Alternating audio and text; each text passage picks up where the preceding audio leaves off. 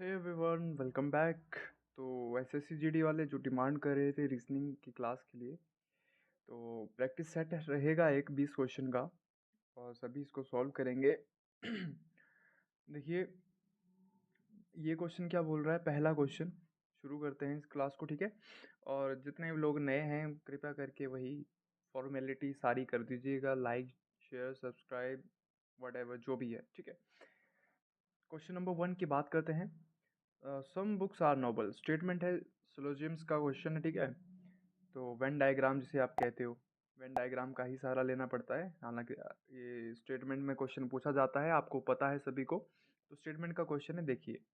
Statement दी है पहली, some books are noble. Some books are noble, आपको पता है यही डायग्राम इसके लिए बनता है, हम भी बना देते हैं, वही पुरानी प्रथा, ठीक है। सम बुक्स, ये अगर बुक्स हैं तो बोल रहा है कि कुछ बुक्स जो हैं नोबल हैं, बिल्कुल सही है, हमने ये ड्रॉ कर लिया। नेक्स्ट बोलता है all novels are written by authors. ये 1 है, ये स्टेटमेंट 2, ठीक है। All novels are written by authors, ठीक है। ये जितने भी नॉवल हैं सारे के सारे किसने लिखे हैं, ये लिखे हैं ऑथर्स ने। तो ये ऑथर के लिए आ गया बाहर वाला, ये जो बाहर वाला रिंग जो बना ये ऑथर के लिए।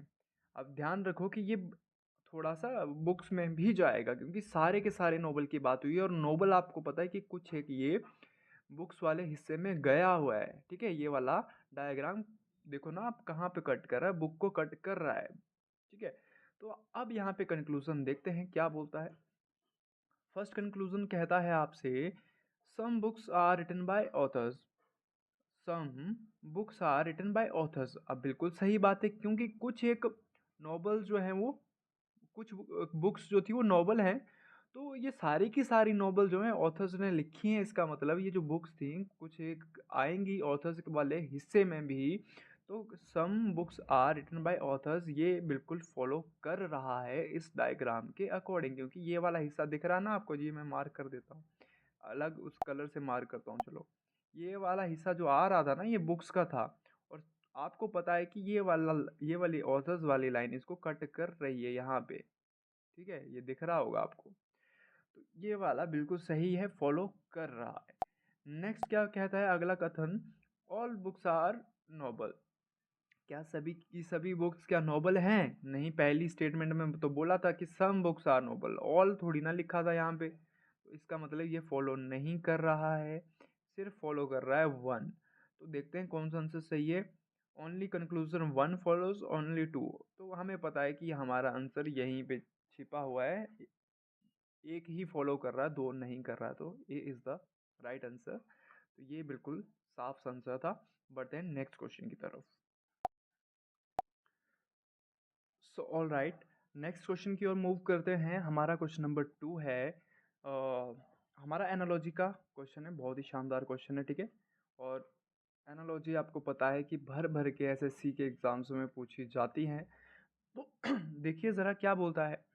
बोलता है 625 का रिलेशन है 26 के साथ, और 289 का आपको जो ऑप्शन है उनमें से फाइंड करना है। तो ये बड़ा ही सिंपल सा क्वेश्चन है। अब थोड़ा सा ट्रिकी बनाया है, जिसने जिसने क्यूब स्क्वायर अच्छे से लर्न करे हैं, जिसने स्क्वायर्स अच्छे से लर्न करे हैं ना, तो वो बता देगा कि 625 क्या है। ये 25 का स्क्वायर होता है, 25 का स्क्वायर क्या होता है, 625 होता है, ध्यान रखना ये चीज़, ठीक है। बट यहाँ पे तो 26 दिया है, इसमें क्या किया है इन्होंने, 25 का स्क्वायर लिया है पहले, उसमें +1 करा है, आगे दे दिया है, वही चीज़ आगे दे दी है, ठीक है। तो 25 + 1 कर दिया है, बस बात खत्म है। 289 किसका स्क्वायर होता है भैया, हमें पता है जो 289 है ये स्क्वायर होता है आपका, किसका स्क्वायर होता है, 17 का। 17 का स्क्वायर होता है, 17 आंसर नहीं होगा, ध्यान रखना, सी आंसर नहीं होगा, क्योंकि यहाँ पे 25 में +1 किया था, तो 17 में भी +1 करेंगे, हो जाएगा 18। Option number D is the right answer, यहाँ पे हो जाएगा, D is the correct answer, option number D, ठीक है। और वीडियो को पॉज करके सभी सॉल्व करेंगे, जो भी लोग यहाँ पे जुड़ रहे हैं, सारे इंपॉर्टेंट क्वेश्चन हैं, बहुत ही मज़ेदार सेशन रहने वाला है, तो प्लीज़, है ना, भरपूर समर्थन रहना चाहिए सभी का। चलिए, और एज़ यूजुअल वही लाइक शेयर सब्सक्राइब करते रहें साथ साथ। नेक्स्ट क्वेश्चन की ओर मूव करते हैं। अगला क्वेश्चन है arrange the following words in alphabetical order. और आपको पता है डिक्शनरी से भी क्वेश्चन एक आध आता है। अब जिसको डिक्शनरी अरेंज नहीं करनी आती है वो बॉर्नविटा का दूध पिए, जिसने सीखा है वो तो कर लेगा। अब जिसने नहीं सीखा ध्यान रखिएगा। अब बड़ा सिंपल सा कंसेप्ट रहता है यहाँ पे। देखो यूएन से स्टार्ट हो रहा है, यूएन से शुरू हो रहा है, ये भी यूएन से शुरू हो रहा है, तो यूएन से शुरू हो रहा है। ये चार तो यूएन से, और पांचवा वाला यहाँ नीचे लिख दिया देखो, यूएम से शुरू हो रहा है। अब बताओ एम पहले आता है या एन, मुर्गी पहले आया या अंडा, तो एम पहले आता है। इसका मतलब 5 पहले पे आएगा, तो जो डिक्शनरी में पहले आएगा उसको हम लिख देते हैं, जो अल्फ़ाबेट में पहले आ रहा है। तो एम पहले आ रहा है तो 5 से शुरू होगा। अब देखो ऑप्शन सारे ही 5 से शुरू हो रहे हैं, सारे 5 से शुरू हो रहे हैं। ध्यान से सीख लेना जिसको नहीं पता है ना, और बाकी वीडियो को पॉज करके सॉल्व करेंगे जिसको आता है। देखिए पूरा क्वेश्चन सॉल्व नहीं करेंगे है ना, ध्यान से देखेंगे, इजी है, इजीली सॉल्व हो जाएगा। ठीक है, आगे देखिए एन के बाद है यहाँ पे आई है, यू है, डी है, तो ये तो हमने हमने निकाल दिया ना, इसको तो भूल जाओ। अब ऊपर के चार बचे, इनको बिठाना है। कौन सा अब इसके बाद आएगा, कौन सा नंबर आएगा, 4 वाला, 3 वाला, 2 वाला या 1 वाला। देखो ज़रा, यू एन आई है, यू एन यू है, यू एन डी है, यू एन वी है, तो हमें पता है ना आई पहले आएगा ना यू आएगा, भैया क्या आएगा, डी पहले आता है। इन सभी से डी पहले आएगा, वी तो सबसे लास्ट में आएगा, 4 सबसे लास्ट में होगा। तो ये वाले देखो 4 सबसे लास्ट में होगा, बट चलो चलो इसको पहले फिट कर देते हैं, 2 को फिट कर देते हैं, सॉरी डी वाले को फिट कर देते हैं, तो ये तीसरा नंबर है 5 3। ठीक है 5 3। अब देखो यहाँ पे 1 है, यहाँ पे 2 है, तो ये दोनों वाले कैंसिल हो जाएंगे, हमारे पास बचता है बी और डी। देखो 3 है लास्ट में, 4 है बिल्कुल लास्ट में 4 ही होगा, तो ये वाला अभी अब नहीं देखना है। अब कौन सा देखना है, हमको देखना है अब तीसरे नंबर पे कौन सा आएगा, तो 2 आएगा या 1। तो यू एन आई है, यू एन यू है, यू एन आई है, यू एन यू है, आप बताओ। ये तो हमने डी वाला तो निकाल दिया, अब आई होगा या यू होगा, ये आप मुझे बता दो क्या होगा, पहले आई होगा या यू होगा। ऑब्वियस सी बात है आई होगा, फिर बाद में यू आता है, तो इसका मतलब है 1 आएगा यहाँ पे। तीसरा कोड क्या होगा 1, फिर आएगा 2, फिर होगा 4। अब मैच कर लो, 5 3 1 2 4, 5 3 1 2 4, option number D is the right answer, option number 3 ये आपका बिल्कुल करेक्ट हो जाएगा। नेक्स्ट क्वेश्चन की ओर बढ़ते हैं। जिसने अभी तक सॉल्व नहीं किया तो वो डिक्शनरी अरेंज करना सीख ले भैया पहले, ठीक है।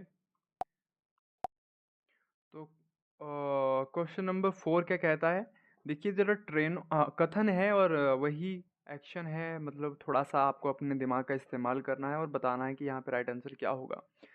ट्रेनों के एसी कोच जो होते हैं, एसी जो डिब्बे होते हैं ना, आपको पता है ना, एसी की बात हुई यहाँ पे, ध्यान से देखना ये, ठीक है। तो एसी की बात हुई है, एसी कोच जो वहाँ से कंबल और तकिए गायब होने के मामले सामने आए हैं, ठीक है। कंबल और तकिए गायब होने के मामले सामने आए हैं। सॉरी। तो आपको कौन से कदम उठाने हैं वो आपको अब यहाँ पे बताना है। तो मेरे भाई आंसर करेंगे सभी के सभी, थोड़ा सा दिमाग लगाएंगे। रेलवे अधिकारियों को उस कोच के सभी यात्रियों पर जुर्माना लगाना चाहिए जहाँ से तकिए और कंबल गायब हुए। क्या तुम ऐसा कर सकते हो? चोरी एक ने की और सजा सभी को, तो ऐसा पॉसिबल है नहीं।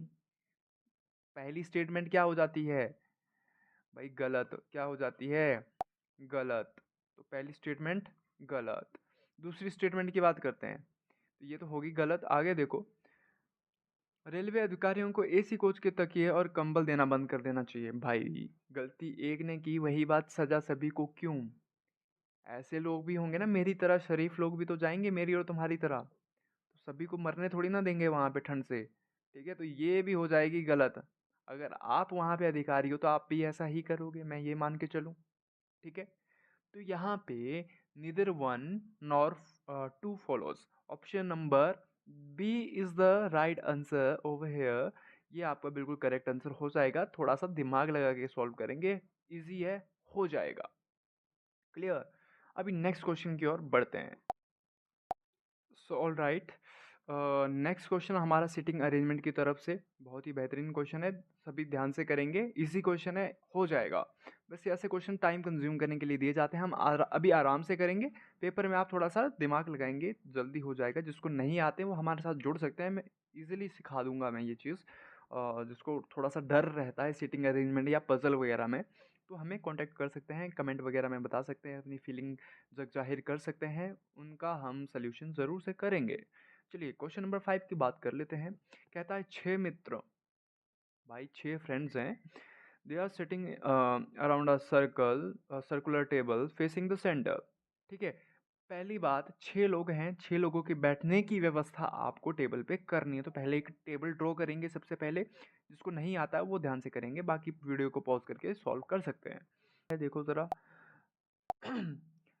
पहली statement, C sits to the immediate right of K. अगर मैं के को यहाँ बिठाऊं तो सी एकदम राइट में बैठा है, और आपको पता है जब सेंटर की तरफ सभी लोग सेंटर की तरफ बैठे हैं, इमेजिन करो खुद को कि राइट कहाँ जाएगा और लेफ्ट कहाँ जाएगा। तो के का राइट बिल्कुल यहाँ जाएगा, इस साइड को राइट होगा, और इस साइड से लेफ्ट आएगा, इस साइड से लेफ्ट आएगा। ठीक है, ध्यान रखना ये चीज़।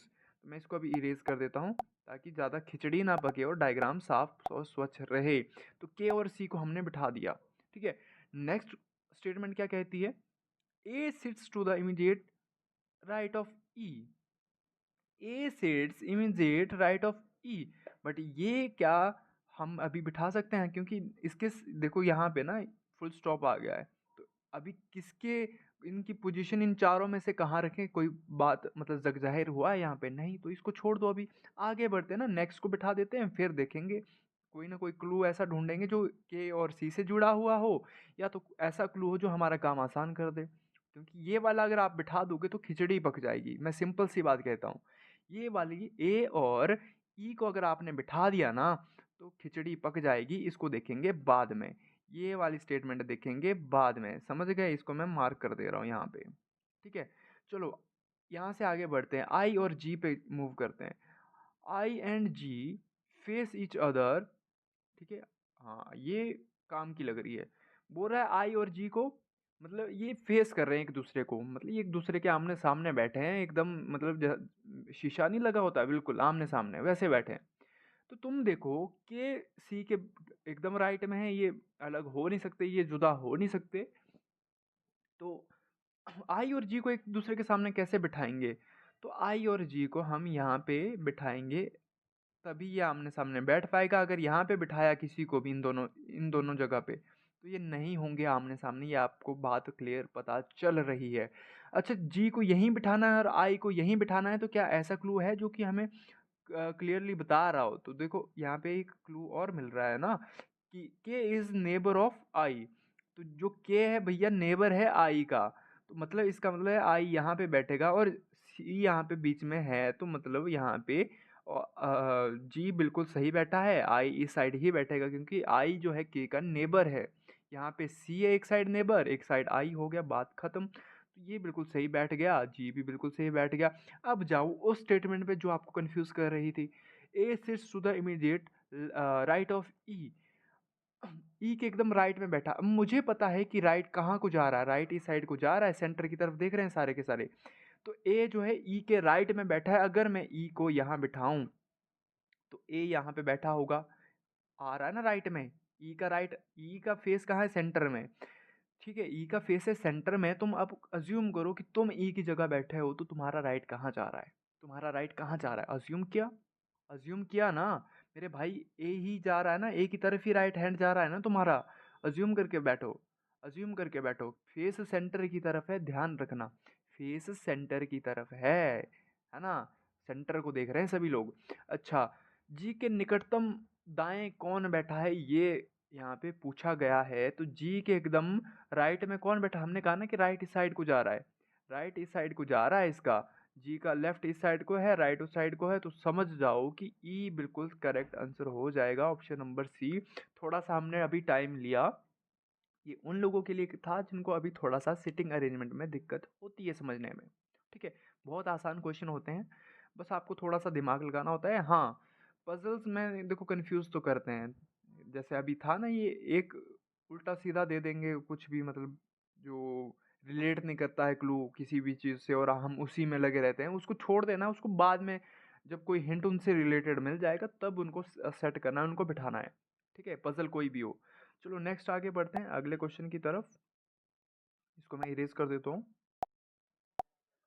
सो ऑलराइट, क्वेश्चन नंबर 8 की ओर बढ़ते हैं। एक दो क्वेश्चन में प्रिंटेड है वो छोड़ दिए मैंने। ठीक है, एक दो क्वेश्चन यहाँ पे मिसिंग है तो डरना नहीं है, जो आ रहा है उसको सॉल्व करेंगे पहले। ठीक है, बोल रहा है कौन सा पालन नहीं करता है। यहाँ पे एक सीरीज दी है, कौन सा पालन नहीं कर रहा है। ये थोड़ा सा क्वेश्चन अभी हिडन होगा, वो ऊपर चला गया, ठीक है, स्क्रीन से बाहर हो गया, कोई दिक्कत नहीं है, मैं आपको बता देता हूँ। इस क्वेश्चन में ये बोला गया है, आपको एक सीरीज दी है जिसमें से आपको फाइंड करना है कि कौन सा जो है वो पैटर्न को फॉलो नहीं कर रहा है। यानी यहाँ पे जो गलत है उसको बाहर निकालना है, ऑब्वियस सी बात है, ये जो गलत है उसको बाहर निकालेंगे, वही आपका आंसर होगा इस क्वेश्चन में। तो सीरीज है आपके पास यहाँ पे ये वाली, ठीक है, नीचे ऑप्शन से ये आपको साफ साफ दिख रहा है।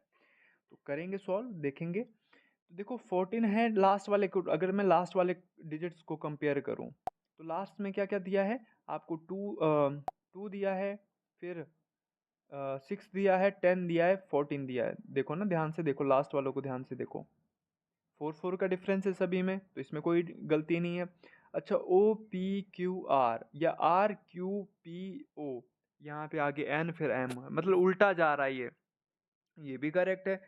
तो इसको देख के कंफ्यूज नहीं होना है कि बीच में आर क्यू अल्फ़ाबेट दे दिए हैं तो डर गए, या ऐसा कुछ नहीं है, सिंपल है क्वेश्चन। देखो, तो लास्ट वाले जो वो हैं डिजिट हैं या जो अल्फ़ाबेट हैं और लास्ट वाले जो नंबर हैं उनमें कोई दिक्कत नहीं है। अल्फ़ाबेट से पहले ही सारा खेल हुआ है, अब वो खेल क्या हुआ है वो आपको देखना है यहाँ पे। ठीक है, तो देखो ज़रा, 11 है, 11 में मैं अगर प्लस करता हूँ कितना, 11 में प्लस किया 7, तो हो गया कितना, 18। 18 में अगर मैं +7 करता हूँ फिर से तो हो जाता है 25, बिल्कुल करेक्ट है। ठीक है, और मैं 25 में अगर +7 ही करता हूँ तो मुझे मिलना चाहिए कितना, कितना मिलना चाहिए, 25 +7 करके मुझे 32 मिलना चाहिए, जब जो कि यहाँ पे नहीं दिया है, दिया है 35। तो option number D is the right answer, यहाँ पे हो जाएगा बिल्कुल सही आंसर। 35 ठीक है, जीरो नहीं है, ओ है, ये ध्यान रखना। ठीक है, आगे बढ़ते हैं नेक्स्ट क्वेश्चन की तरफ। क्वेश्चन नंबर 9 क्या कहता है आपसे, ज़रा ज़रा बताओ मुझे, चुप चुपके से क्या कह रहा है आपसे, बताओ। बताओ कि भाई रिलेशन, फिर से एनालॉजी का क्वेश्चन है, हमने अभी बात की ना, एनालॉजी बहुत इंपॉर्टेंट चैप्टर रहेगा। एसएससी की बात करें, एसएससी जीडी हो चाहे कोई भी एग्ज़ाम ले लो तुम दुनिया का, ठीक है, जहाँ पे रीजनिंग है, दुनिया का नहीं, जहाँ पे रीजनिंग आती है वहाँ पे एनालॉजी भर भर के पूछी जाती है, भर भर के, ध्यान रखना। टोकरियाँ ले लो, कटोरियाँ ले लो, भर भर के वो उसमें उड़ेल दो बस, एनालॉजी वाले क्वेश्चन। ठीक है, टंकी ले लो, हाँ टंकी में उड़ेल दो। ठीक है, तो देखो ज़रा इस क्वेश्चन को कैसे सॉल्व करेंगे। 49 के साथ रिलेशन दिया है 2401 का। अब यहाँ पे हो जाओगे तुम कन्फ्यूज, जिसको नहीं है ना एक्चुअल नॉलेज की क्या करना है। हमें पता है कि 49 का रिलेशन है 2401 के साथ। अब रिलेशन तो हमें पता था, रिलेशन तो हमें पता है कि पहले का दूसरे के साथ होगा, यानी 49 का 2401 के साथ होगा, और 64 का आपको ऑप्शन में से किसी के साथ बनाना पड़ेगा। ठीक है, और जिनको आता है वो पॉज करके सॉल्व करेंगे, जिसको नहीं आता है वो देखेंगे ज़रा क्या करना है। 49 का रिलेशन है 2401 के साथ। अब यहाँ पे सारा खेल है क्यूब और स्क्वेयर्स का। हमने कहा ना कि 50 तक स्क्वेयर्स आपको लर्न होने चाहिए, जो हमारे साथ पढ़े हैं ना, मेरे से जो विद्यार्थी पढ़ के गए हैं हमारे छात्रगण। ठीक है, देखिए ज़रा, तो 49, अब देखो मैं यूनिट डिजिट का कंसेप्ट यहाँ पे लगा सकता हूँ, लास्ट वाला 9 का स्क्वेयर क्या होता है, 81 होता है ना, और 81 में लास्ट डिजिट क्या होता है, 1 आता है ना लास्ट में। 81 में लास्ट में क्या आता है, 1 ही आता है, यूनिट डिजिट यही तो है। तो यहाँ पे हम यूनिट डिजिट का कंसेप्ट लगा सकते हैं। मैंने देखा 9 का स्क्वायर में 1 लास्ट में आता है, तो 4 के स्क्वायर में लास्ट में क्या आएगा, क्योंकि ऑप्शन इजी दिए हैं, क्वेश्चन थोड़ा सा टफ था बट ऑप्शन इजी दिए हैं, तो ऐसा होता है जनरली। जो क्वेश्चन टफ दिखता है वो होता नहीं है। तो यहाँ पे स्क्वायर का सारा खेल है, 49 का स्क्वायर होता है भैया कितना, होता है 2401, ये 49 का स्क्वायर होता है।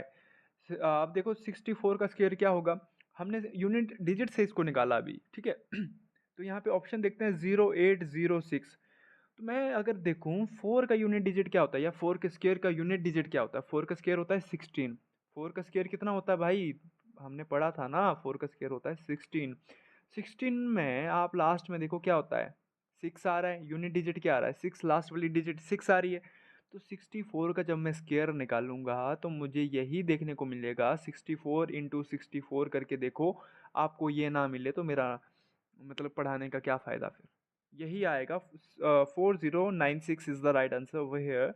ये बिल्कुल करेक्ट हो जाएगा, ऑप्शन नंबर डी। जिन्होंने भी सॉल्व कर लिया बहुत बहुत बधाइयाँ, आप बहुत अच्छे लेवल पे जा चुके हो रीजनिंग के मामले में। क्लियर। आगे बढ़ते हैं, नेक्स्ट क्वेश्चन इजी है, आसान सा क्वेश्चन दिया है, एक टफ है तो एक इजी होगा, ऐसा ही कुछ एग्ज़ाम के अंदर भी होता है, ये आपको ध्यान में रखना है, क्वेश्चन को देख के डरना नहीं है।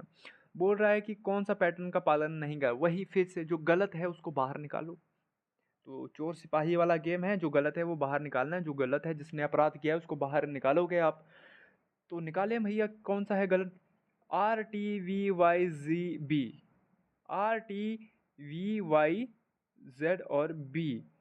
तो यहाँ पे कौन सा नहीं फॉलो कर रहा है, Y और Z में देखो दोनों एक साथ साथ आ रहे हैं, अगर R के बाद S आता है, R के बाद क्या आता है, S आता है, फिर T आता है, T के बाद U आता है, U के बाद V होता है, V के बाद W, फिर X आना चाहिए था Y की जगह, मतलब Y हमारा गड़बड़ कर रहा है भैया। Option number A is the right answer over here, ये आपका बिल्कुल करेक्ट आंसर हो जाएगा। ध्यान दो, एक बार फिर से इस क्वेश्चन को दोबारा से देखो, Y और Z इकट्ठा इकट्ठा है, V के बाद W आता है, फिर W के बाद X आता है, एक ही छोड़ना था बट V के बाद हमने दो को छोड़ दिया। तो ये मत कर देना कि V इसका आंसर होगा, V अपनी जगह ठीक था, T के बाद V ही आना था, बस V के बाद X आना था, वो X की जगह दे दिया है Y, वो कर रहा है गड़बड़। तो ये हमारा राइट आंसर होगा कौन सा, Y। भैया कौन सा आंसर है आपका, Y ऑप्शन नंबर ए, ठीक है, Y गलत है यहाँ पे, बस बात खत्म। आगे बढ़ते हैं नेक्स्ट क्वेश्चन की तरफ। देखो नेक्स्ट क्वेश्चन जो है वो नॉन वर्बल की तरफ से रहेगा आपके लिए, ध्यान रखना। इसको सॉल्व करते हैं, देखो पहले एरो ऊपर गया है ना, और ये भाई साहब ऐसे के ऐसे थे, चलो फिर एरो इस साइड गया, एरो बन गए दो, फिर एरो नीचे आया, एरो बन गए तीन, ठीक है, फिर एरो इस तरफ गया, एरो बन गए चार, ठीक है। अब एरो कहाँ जाएगा, ऊपर की तरफ जाएगा, एंटी क्लॉकवाइज घूम रहा है, सभी देख पा रहे होंगे। तो एरो बन जाएंगे पांच, ठीक है, एरो कितने बन जाएंगे, पांच बन जाएंगे, पांच एरो बन गए ऊपर की तरफ। चलो अब ये देखो, ये इस तरफ है, फिर इस तरफ है, फिर इस तरफ है, इस तरफ है, अब फिर से इसी तरफ होंगे, यही पोजीशन में आना चाहिए था इसको, ये उल्टा सी, ये सीधा सी। तो देखते हैं कौन से ऑप्शन में ऐसा फॉलो हो रहा है, और ऑप्शंस क्या क्या हैं अभी वो भी देख लेते हैं, ऑप्शंस कहाँ कहाँ क्या क्या दिए हैं वो भी देख लेते हैं। तो ऑप्शन नंबर यहाँ पे सी और डी में कंफ्यूज करने के लिए आपको दिया है, देखो ज़रा, देखें ज़रा किसमें क्या दिया है। तो हमने यहाँ पे ये बनाया है, ये वाला ज़ीरो भूल जाओ, हाँ देखो ज़रा। तो ऊपर की तरफ यहाँ पे कितने हैं, एक दो तीन चार और पाँच, यहाँ पे भी एक दो तीन चार और पाँच, ठीक है, ये वाला तो ठीक है, सी और डी में से ही होगा। अब यहाँ पे हमने क्या बनाया था, ये उल्टा होगा, और यहाँ पे फिर ऐसा होगा, तो ऑप्शन नंबर डी जो है फॉलो कर रहा है बिल्कुल। यहाँ पे सिर्फ ये आपको फाइंड करना था, ये ऐसे है, ये ऐसे है, बात खत्म है, ये नहीं होगा, ये सीधा पहले था बाद में उल्टा था, बट जबकि पहले उल्टा बाद में सीधा होना चाहिए था। तो option number D is the correct answer हो जाएगा। देखेंगे जिसको नहीं आइडिया, आप बता सकते हैं, हम थोड़े से और प्रैक्टिस सेट नॉन वर्बल के आपको और प्रोवाइड करवा सकते हैं, तो जो चाहते हैं भाई बंधु वो कमेंट कर सकते हैं, ठीक है। थोड़ा सा रहता है, ट्रिकी क्वेश्चन रहते हैं नॉन वर्बल के, ध्यान रखिएगा। नेक्स्ट आगे बढ़ते हैं।